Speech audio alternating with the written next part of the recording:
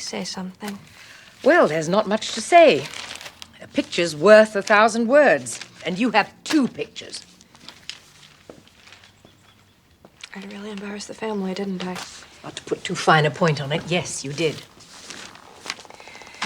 I think you're making a wise decision to abstain from the job.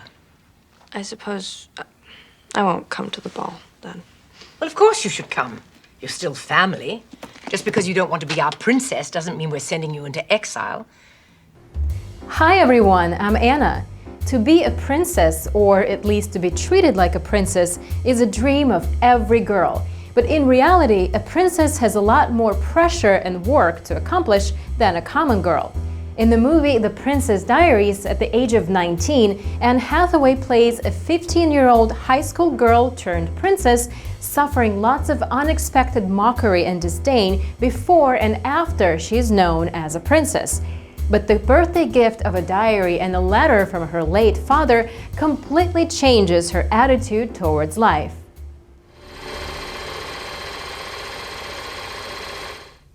"15-year-old Mia Thermopolis is a shy high school student. She lives with her single mother, Helen, in the refurbished firehouse in San Francisco. One day, Mia learns from her estranged paternal grandmother, Clarisse, that she's the sole heir to the European kingdom of Genovia, having inherited the throne from her recently deceased father, Philip. Exactly. You're not just Amelia Thermopolis. You are Amelia Mignonette Thermopolis Rinaldi, Princess of Genovia." Me? A princess? Shut up! I beg your pardon? Shut up. Your Majesty, in America, it doesn't always mean be quiet. Here it could mean wow, gee whiz, golly wally. Oh, I understand. Thank you.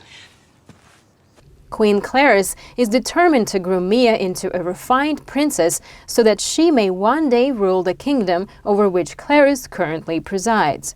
Overwhelmed by the discovery, Mia initially refuses until Helen convinces her to attend her grandmother's princess lessons on the condition that she need not make her final decision until the Genovian Independence Day ball in 3 weeks' time. I have thought. Mia promises to attend princess lessons until your ball. It's not my ball. It's Genovia's annual Independence Day ball. I'm sorry. Mia promises neither to accept nor reject your offer to be royal until this grand ball, and then she makes her decision. Now, can you both live with that?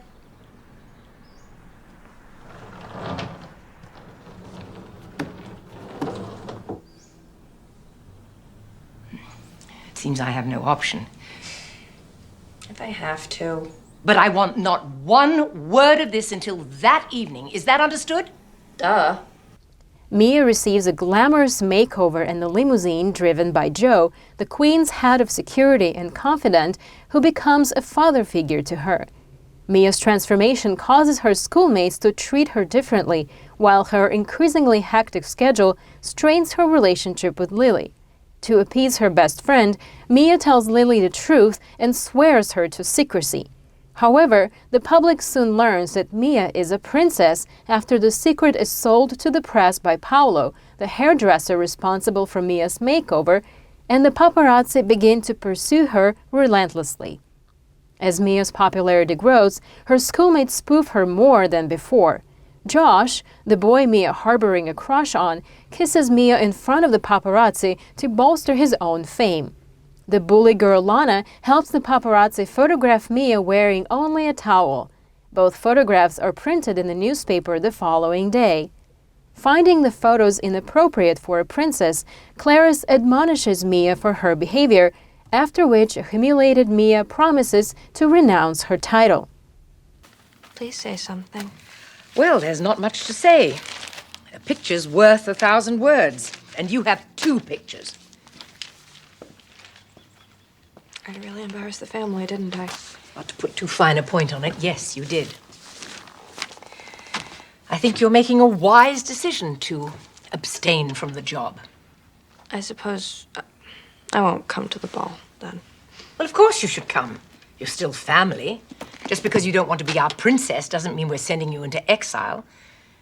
Before leaving for Genovia, Clarice apologizes to Mia for scolding her, yet she insists that Mia must publicly renounce the throne at the ball. Terrified by the prospect, Mia plans to run away until she discovers a touching letter from her father. Amelia, courage is not the absence of fear, but rather the judgment that something else is more important than fear. The brave may not live forever, but the cautious do not live at all. From now on, you'll be traveling the road between who you think you are and who you can be. The key is to allow yourself to make the journey. Mia decides to be as courageous as her father wanted her to be. On the road to the ball, Mia's car malfunctions, stranding her in the pouring rain until she's retrieved by Joe. When they finally arrive, Mia, still wet and messy from the rain, delivers a compelling speech and accepts her role as Princess of Genovia. I'm not so afraid anymore. No, my father helped me. But then I thought, if I cared about the other 7 billion out there instead of just me, that's probably a much better use of my time. See, if I were Princess of Genovia, then my thoughts and the thoughts of people smarter than me would be much better heard, and just maybe those thoughts could be turned into actions.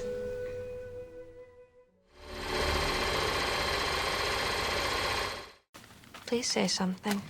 Well, there's not much to say. A picture's worth 1,000 words, and you have 2 pictures. I really embarrassed the family, didn't I? Not to put too fine a point on it, yes, you did.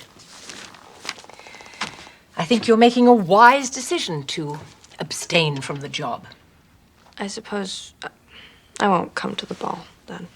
Well, of course you should come. You're still family. Just because you don't want to be our princess doesn't mean we're sending you into exile. Well, a princess is born. But what about you? Are you familiar with the phrase, not to put too fine a point on it now? It's a backhanded irony remark. Superficially, it sounds like a compliment about the good, but actually it's talking about the bad. If you still don't get it, please forgive me not to put too fine a point on it. I'd suggest you review this episode once again. You see, a picture is worth 1,000 words. I'm Anna. We have more Cinephile episodes for you on Funday website. Stay tuned.